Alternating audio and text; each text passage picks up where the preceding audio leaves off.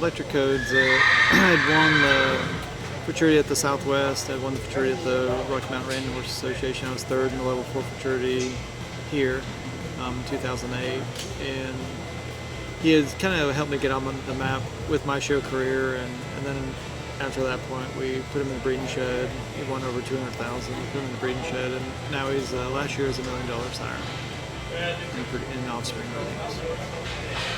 And you yourself has also recently crossed the $1 million rider mark. I did this year. And many of those horses that brought you there were electric code babies. They were. Can you tell us about the decision to sell the horse now? Yeah, it was a really hard decision, or it is a really hard decision, because that hasn't happened yet. But and I just got to tell myself I'm in business, and in business you got to make unemotional decisions. That the horse is a real emotional horse for me. And I look back and I've told my clients the same thing I'm trying to tell myself. That horse has done a lot for me. That horse has put me on the map. I feel like I've done a great job for that horse. But I think now it's time to let someone else enjoy what the industry has to offer and owning a stud like that. Give someone else the experience to, raise those babies and have that horse be a part of their life. And that's, how I'm looking at it. He's accomplished more than I could ever ask for me. I just feel like it's time for someone else to enjoy that stud like I have. So let's talk about his offspring and the caliber of breeding stallion that people are going to be looking at in the Futurity sale on Thursday.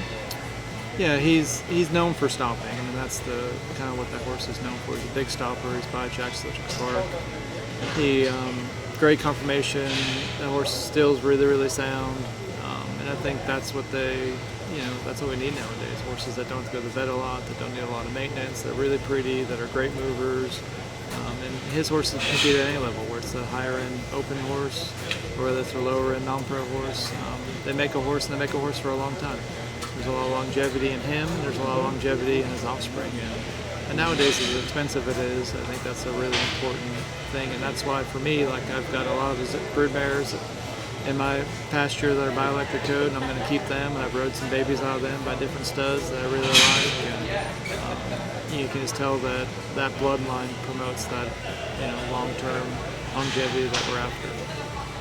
And why now? Why it seems to everyone last minute? Yeah, exactly. And I was just talking to a couple of people here, and I've had some people approach me about buying them, and I was kind of toying around with the idea and going back and forth about that. And then I had one person come up to me and say, "Why don't you just put them in the sale?" And I was like, "Oh, really? You think that's a good? I mean, I don't do this. I've trained horses." And so I talked to some other people and stuff too, and they said, there's many people that are here at this horse show, they think it's a good idea.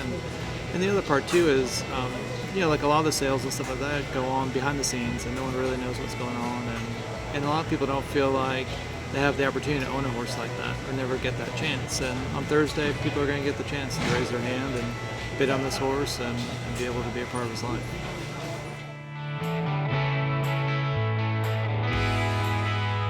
Amanda, it's a pleasure to be here tonight representing Markel. I am Frank Costantini, the Director of Western Disciplines. Along with a team of specialists, we offer the various products that Markel offers to the equine industry, primarily the Western Disciplines. Markel, as you might know, is a specialty lines insurance company with the primary home office in Richmond, Virginia. We provide coverage for almost all the equine entities that participate in what the ongoings of the horse world today. We've had the good fortune of being able to offer farm and ranch coverage, care, custody, and control, commercial auto, commercial horse trainers liability, professional horse trainers liability, and by and large mortality coverage for our equine investments. We've been affiliated with the NRHA for 20 plus years now, and hopefully we'll be in business and affiliated with the NRHA and in the Western horse world for another 20 years. Along with that, it's an honor and a privilege to be interviewed by Worldwide Slide, Virtual Horse Help. I think it's a wonderful meeting of the minds and the coming together. And speaking for Markel, we are looking forward to working with you, with Cheryl, with Tommy, and all the entities involved.